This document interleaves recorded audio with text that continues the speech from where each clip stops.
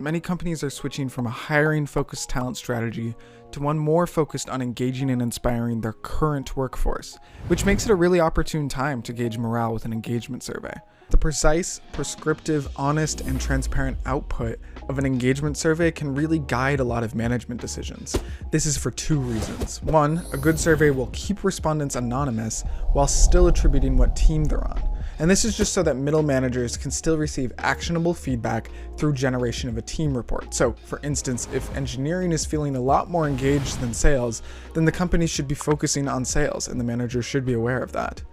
And two, engagement surveys look at 4 areas of disengagement at a company and give you a separate score for each area, so you also know where to focus from a top-down view. Lisa Black, a senior research consultant at the Predictive Index, joins us today to walk us through each of these 4 areas. So if we're thinking about our experience at work, obviously the organization is the whole of the people that we're working with. And that really kind of serves as a foundation for which a solid practice of engagement can be built on. That's things like future vision. I know this company has an outstanding future.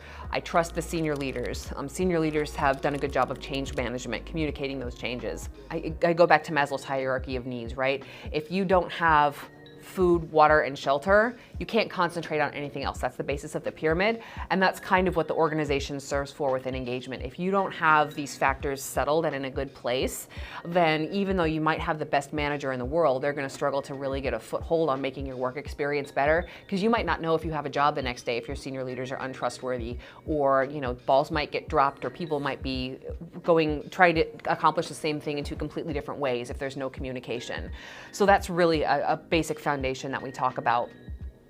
The relationship with managers is important because they're your day-to-day contact. They're really a bridge in between the senior leaders and your work. Senior leaders are going to have the vision, managers help make it happen through their teams.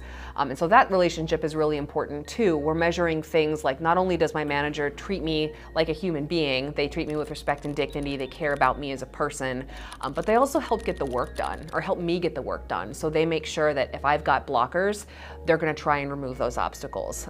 They set clear performance expectations of me, so I know what I need to do to be a good job, be a top performer. I understand what I'm trying to get at, and there's no ambiguity there. Those are all what we think about when we're thinking about the relationship with the manager. Same kind of thing with the team. It's not very often that people work in islands, so we use other people to help us get our job done. And if we don't feel that we are respected by our team members, if we don't feel like there's good communication, like folks don't have clear accountability, there's always finger pointing, or not enough people are being brought into the conversation, that can make work difficult to do, especially do well. And so we really want to measure that and get an idea of how people are working together, how we can make those relationships better, so that the team cohesion and performance is that much better. And then finally, the job fit.